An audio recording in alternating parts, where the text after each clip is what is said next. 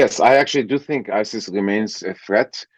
And it is also true that the prime minister is not completely incorrect. That is to say, that ISIS in Iraq itself is not the same ISIS of a few years ago, and that the Iraqi military, both Kurdish and Baghdad based, have done a better job and can take care on their own of the war against ISIS. But we should not forget that ISIS's main place today is still northern Syria.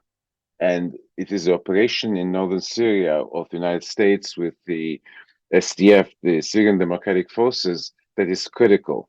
So, what the Iraqi prime minister is trying to suggest here is to create a new arrangement with the United States, whereas the United States reduces some of its troops in Iraq, and uh, and basically Iraq will be in charge of fighting ISIS without that much American assistance. There will be still a great deal of American assistance. Remember, the one thing that the United States is very good at is intelligence.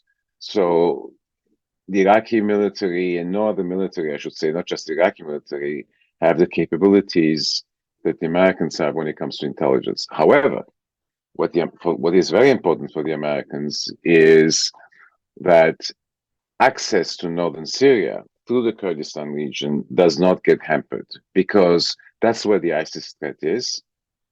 And I would say the place to look at, to focus on, is the Al Hol camp. Al Hol camp has maybe up to 50,000 prisoners. They're all ISIS. Some of them are very young people who have been socialized into ISIS ideology. And therefore, um, we have a problem there because imagine for a moment if those 50,000 were to be released because nobody's there to fight ISIS, nobody's there to put to monitor and run the camps, the prison, then we will have a very serious ISIS problem, not just in Syria, but all over the Middle East, including Iraq. So that's the issues that are being discussed by the with the Americans, by the Iraqis. Well, the Kurdistan region has always been important. Excuse me. It has always been important, A, because it is part and parcel of the American, should we say, what the Americans did in Iraq in terms of reconstituting Iraq after Saddam Hussein's overthrow.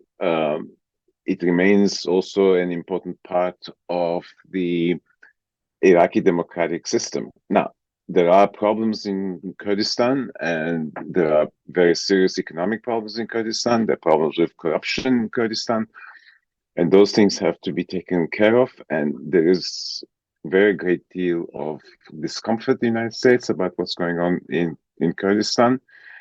But of course, Kurdistan is very important to the American view of Iraq.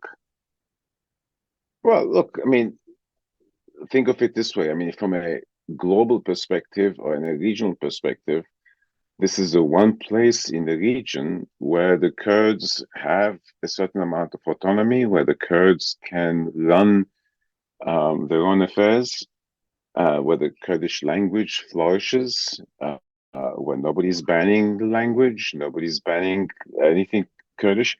So, from that perspective alone, I would say that Iraqi Kurdistan is very important, right? Because look, if you think about what was in place, not just in Iraq, but in the region as a whole, you have, you have the Kurds, the largest minority, without any political representation. At least in Iraq, they do have now political representation.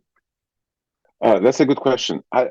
One way of thinking about it is to say we will see a normalization of relations between Baghdad and Washington. That is to say that as the United States withdraws some of its troops, and again, not all of its troops, and certainly not from northern Iraq, because northern Iraq is critical to the resupply of American troops in Syria and resupply of the Syrian Democratic Forces in Syria.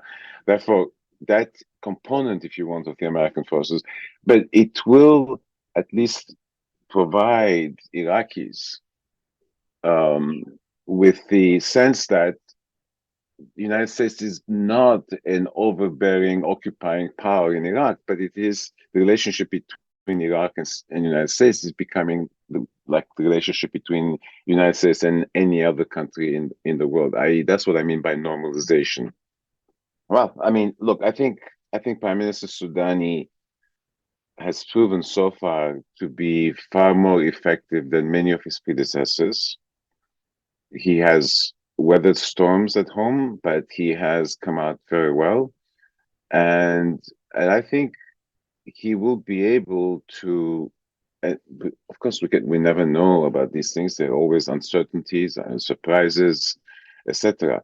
But I think just like American-Iraqi relations are getting normalized, I think Iraq itself is getting normalized. Right? It's coming into its own, and kind of the shadow of the war against Saddam is receding. So it's not really in the background. So therefore, I would say that Prime Minister Soudani is probably better placed himself to implement what he wants to do. And he's not going to do things because the United States wants him to do. He's going to do them because it's in Iraqi interests. And that's the important thing to understand.